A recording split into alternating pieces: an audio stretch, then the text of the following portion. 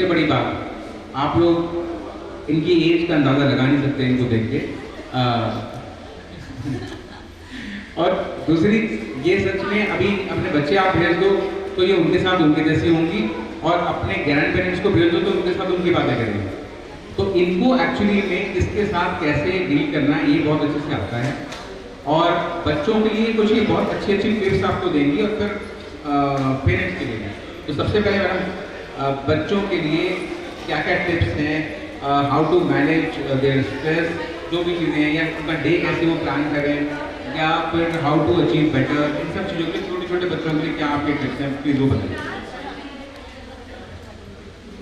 Good morning everybody, आप सबका बहुत बहुत बहुत स्वागत है। तो ये देखिए, ये इस तरह के प्लेटफॉर्म जो हाँ बच्चे फ्रीडम से अपना काम कर सकते हैं, कुछ प्रतिभा दिखा सकते हैं, इस तरह के प्लेटफॉर्म दिखाने के लिए संजीव जी का बहुत बहुत थैंक यू है कि पिछले 2 सालों में 3 साल हो गए ऑलमोस्ट कि बहुत ज़्यादा घर में रह के बच्चे जो है स्कूल नहीं गए हैं, तो घर में रहने की वजह से बच्चे जो है बहुत ज़्यादा इंट्रोवर्ट हो गए और शरारती भी बहुत ज़्यादा है, क्योंकि पेरेंट्स परेशान है कि अब स्कूल जाएं और जो है हम लोगों को थोड़ा सा शांति मिले। तो लेकिन यहाँ पे भी आपको देखा गया कि अगर आप लोग चाहें तो घर में भी बच्चों को अगर आप स्कूल का माहौल देते हैं, डिसिप्लिन देते हैं, उनको एक अलग तरह की फ्रीडम देते हैं, तो बच्चे जो है काफ़ी ज़्यादा आपके कंट्रोल में रह सकते हैं। तो ये तो पहली बात है कि पेरेंट्स को ये उम्मीद नहीं रखनी चाहिए कि बच्चे कंट्रोल में रहें। जो पेरेंट्स चाहते हैं कि बच्चे कंट्रोल में रहें, उनके बच्चे कभी भी कंट्रोल में नहीं रहते। हाँ, ये है कि उनको आप चाहें कि एक अच्छा जीवन दें, कि वो अच्छे मनुष्य बने, अच्छे मानव बने। तो सबसे पहले ये कि उनकी इंसानियत कैसे बने, उस पर थोड़ा सा गौर करना चाहिए। पढ़ाई तो साथ में, अगर एक अच्छा इंसान है तो पढ़ाई साथ में, अगर कम भी पढ़ाई है तो वो बहुत ऊंचाई पर चला जाता है और खुद अपने आप पढ़ाई कर सकता है। तो पेरेंट्स को चाहिए कि उनको फ्रीडम के साथ में जो है डिसिप्लिन दे, और थोड़ा सा जो है टोका टाकी कम करें क्योंकि जब बच्चे अभी पिछले दिनों में जब घर में रहे हैं, तो मम्मियों को मैं कहूँगी कि एक दिन अपनी रिकॉर्डिंग ज़रूर करें, कि सुबह से लेकर रात तक की रिकॉर्डिंग करें, कि और फिर शाम को बैठ के एक बार ज़रूर सुने कि आज सुबह से लेकर शाम तक मैंने बच्चों को क्या बोला, कितना बोला। तो आप देखेंगे कि उतने पूरा दिन की रिकॉर्डिंग में मुश्किल से 2 या 3 बात ऐसी होगी जो बच्चों ने सुनी होंगी, या उसमें से 1 या 2 होगी ऐसी जो उन्होंने समझी होगी। तो इसलिए कोशिश कर रहे हैं कि पूरा दिन में कम से कम या ज़्यादा से ज़्यादा सिर्फ और सिर्फ 3 बार ही टोके बच्चों को। अगर आप ऐसा समझ सकते हैं कि बिना टोके बच्चे नहीं सुनते, तो भी एक बार ट्राई ज़रूर करके देखें। कम से कम 1 हफ्ता ये ट्राई करें, और नहीं मानते तो हम बैठे हैं, आप हमसे डिस्कस करें कि भाई हमने तो किया था और ये नहीं माने, तो हम फिर कुछ और बताएंगे आपको। लेकिन कोशिश करें कि 1 वीक आप देखें करके कि बच्चों को दिन में जब बहुत ज़रूरी है, ऑब्जर्वेशन पूरा दिन रखें, ऑब्जर्वेशन पूरा दिन रखें, लेकिन टोके सिर्फ 3 बार बहुत ज़रूरी लगता है तो। या फिर आपको लगता है कि बच्चे को किसी दिन जब बच्चे का मूड है सुनने का, उस टाइम बैठ के बच्चों से बात करें, और जो भी अगर कुछ बताना है तो उनको स्टोरी वे में बताएं। क्योंकि मुझे अच्छे से याद है, मेरे पास 4 बच्चे हैं, 3 बेटी हैं, 1 बेटा है। तो लोग एक बच्चे से परेशान हैं, बट मैंने 4 बच्चे, थैंक गॉड कि मैंने बहुत अच्छे से बड़े भी कर दिए हैं, शादियाँ भी हो गई हैं और 2 बच्चों की, और एक छोटा सा बच्चा भी है उनका, जो मैं 6 महीने US में रहते अच्छे से संभाल के आई हूँ। तो कहने का मतलब ये है कि बच्चों के साथ भी और पेरेंट्स के साथ भी बहुत ज़्यादा इंटरेक्शन रहा है। तो ये बहुत ही उपाय है, अच्छा उपाय है कि एक तो टोके का दिन में कम से कम 3 बार ही टोके, और अपनी वीडियो रिकॉर्डिंग ज़रूर करें कि ये पापा की क्यों सुनता है, मम्मी की क्यों नहीं सुनता है। क्योंकि हम लोग बेवजह सुबह से लेकर शाम तक बहुत ज़्यादा बोलते हैं। तो ये एक बहुत ही उत्तम टिप है जो मैंने किया, उसको अप्लाई भी। और दूसरा ये कि जैसे बच्चों को हम लोग छोड़ देते हैं किसी के पास, तो ये मेरा अपना पर्सनल ऑब्जर्वेशन है, चाहे लड़की है चाहे लड़का है। उसको किसी के पास भी अगर छोड़ते हो तो विश्वास वाले के पास छोड़ो, और अदरवाइज जो है अपनी पूरी ऑब्जर्वेशन पे रखो। ये नहीं है कि लड़के हैं तो नहीं छोड़ रहे, लड़कों को भी अपनी ऑब्जर्वेशन पे रखना है।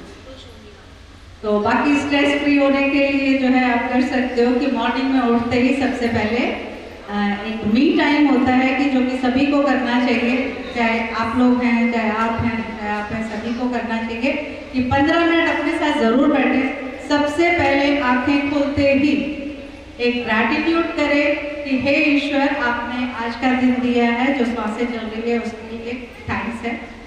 और ग्रैटिट्यूड करने के बाद ज़मीन पे पाँव रखने से पहले ज़मीन का थैंक यू करें, क्योंकि हम लोग इतना बोझा लेके बेचारी धरती माता को कुछ कर नहीं रहे हैं, अपने लिए सिर्फ सेल्फिश होके जी रहे हैं, तो यूनिवर्स के लिए कुछ नहीं कर रहे हैं, कम से कम ग्रैटिट्यूड तो कर सकते हैं।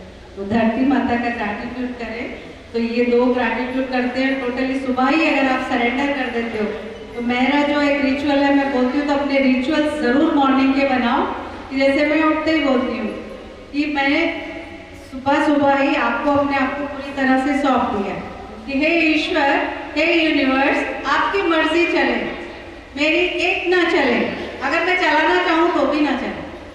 तो जब हम मॉर्निंग में सरेंडर कर देते हैं तो दिन भर में फिर उसको ऑब्जर्व करें कि क्या मैंने अपने आप को ईश्वर को या जिस भी शक्ति को या दिव्य पावर्स को मैंने सौंपा, तो क्या मैं उसके थ्रू चला।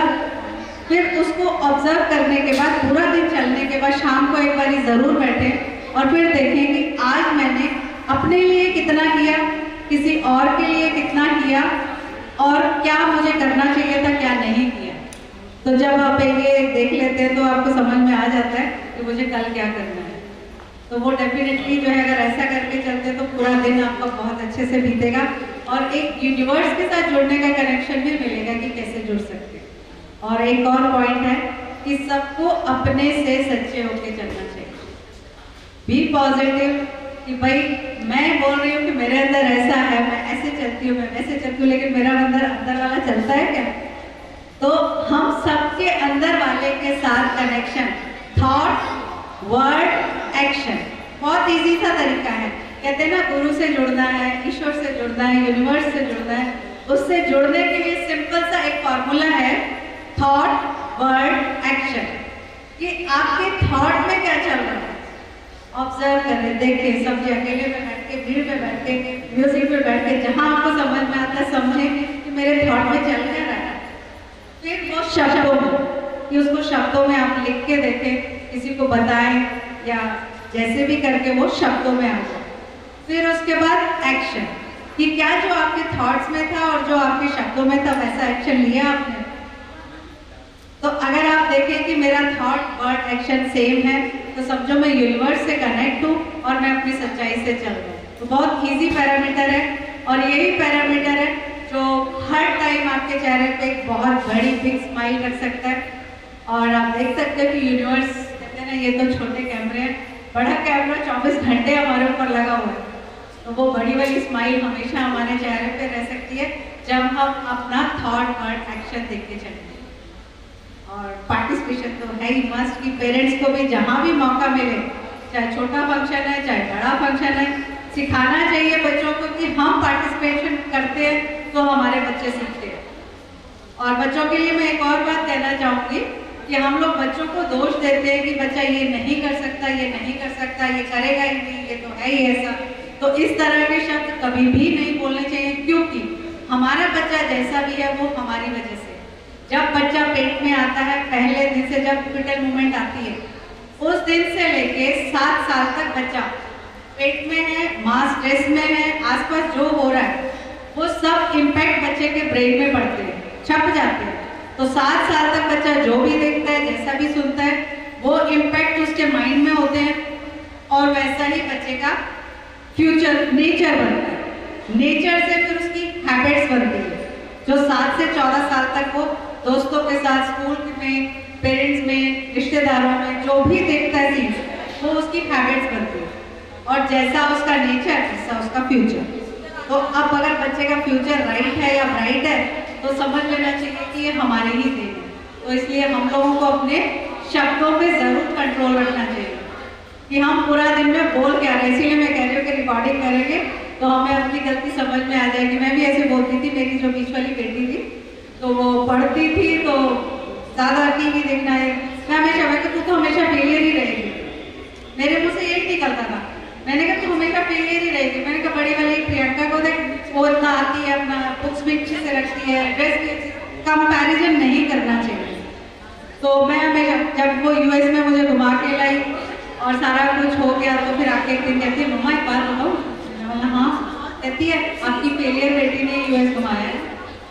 तो उस दिन मेरे को समझ में आया, आज भी मेरे रोंगटे खड़े हो रहे हैं वो बात सोच के कि वाकई हम जो बोलते हैं उसका इम्पैक्ट कहाँ तक रहता है। और आज भी उसके माइंड में, जब मैंने बैठ के उसको बहुत सारी चीज़ें जो मैंने सीखी है उस हिसाब से उसको फील किया और बहुत सारा लेन देन किया, तब जाके वो बात उसके माइंड से। थैंक यू सो मच ये सारी बातें सुनने के लिए, समझने के लिए। हो सकता है इसमें से अगर आप एक बार ये अप्लाई करेंगे तो बच्चों को बहुत फायदा होगा। तो अगर अभी टाइम है तो मैं एक छोटी सी स्टोरी बता देती हूँ कि जैसे जो माइंड के ऊपर है ये, कि एक हमारे पास पेशेंट आए, बहुत ही बड़े साहूकार थे, ट्रीटमेंट के लिए आए थे सूरत से। तो उनके पास मारवाड़ी थे और बहुत पैसा था, बट उनको हार्ट प्रॉब्लम थी। तो उनके बच्चे लेके आए थे उनको कि मैम ये सर्जरी नहीं करा रहे हैं अपने, जबकि सर्जरी में सिर्फ 2-3 लाख रुपया या 1.5 लाख रुपया लग रहा था, कि 5-6 साल 8 साल पुरानी बात है। तो हमने उनको पूछा कि भाई आपके पास इतना पैसा है, आपके सिर्फ 1.5 या 2 लाख रुपए तो लग रहे हैं, आपकी पूरा जीवन संवर जाएगा, आप सर्जरी करा लो। कह रहा नहीं, मैं अपने ऊपर 1 रुपया नहीं खर्च कर सकता, बच्चों को जरूरत है, बच्चों पे वो 10 लाख की गाड़ी दिला सकते हैं, बीवी को जेवर चाहिए, वो 50 लाख का हार दिला सकते हैं, बट अपने ऊपर 1.5 से 2 लाख रुपए नहीं खर्चा कर सकते, क्यों? तो फिर हमने उनको हिप्नोथेरेपी किया, जाना कि भाई उनके माइंड में है क्या, क्यों ऐसा वो कर रहे हैं।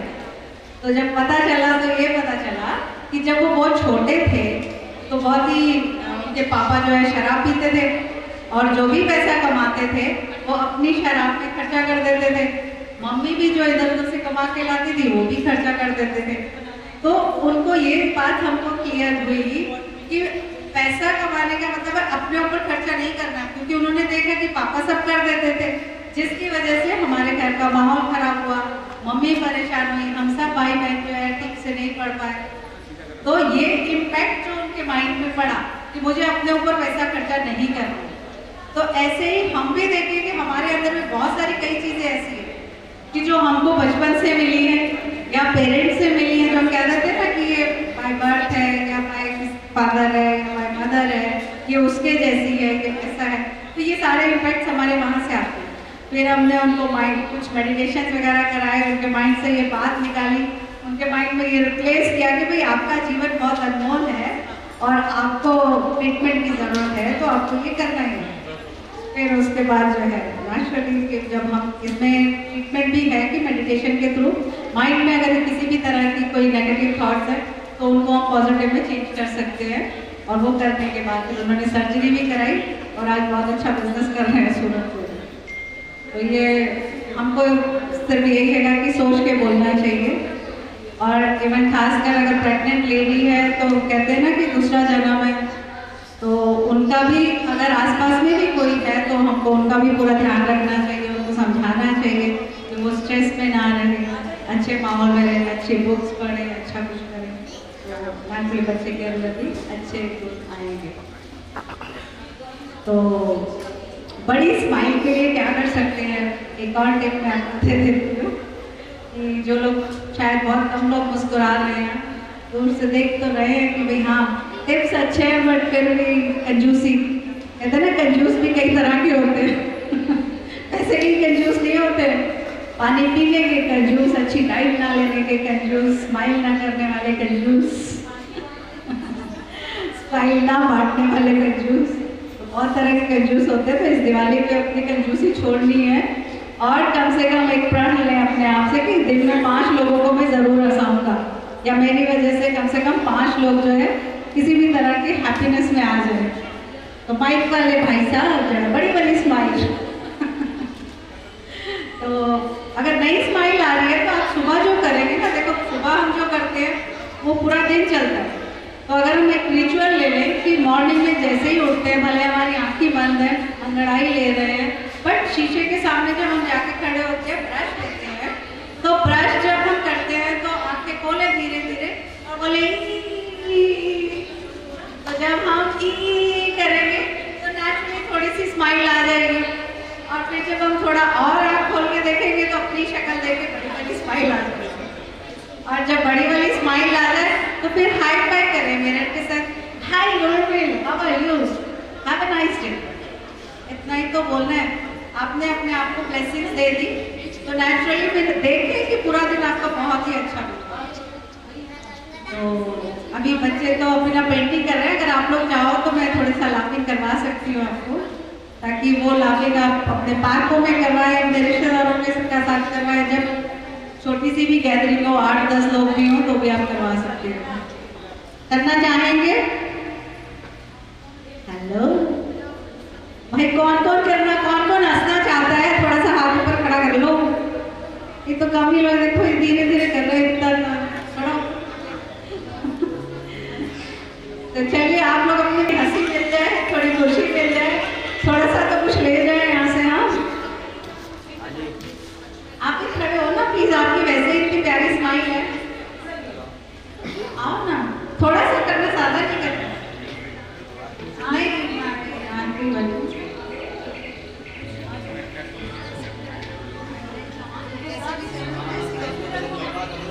तो अभी चलिए, हम लोगों ने इतना थोड़ी देर हमने सुना, यहाँ तक आए हैं सब लोग किए, तो हम सब लोग अपने ही वेरी गुड करेंगे। और जैसा मैं करूँगी वैसे आप लोग कर सकते हो, थोड़ा थोड़ा गैप करके खड़े हो सकते हो।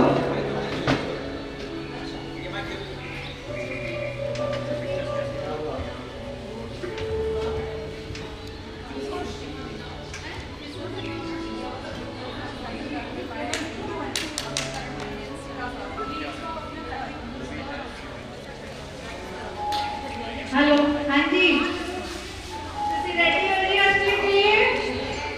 चलिए, तो अभी हम हंसते हैं, अपने लिए वेरी गुड करेंगे। वेरी गुड, वेरी गुड, ये वेरी गुड, वेरी गुड, ये वेरी गुड, वेरी गुड, ये वेरी गुड, वेरी गुड,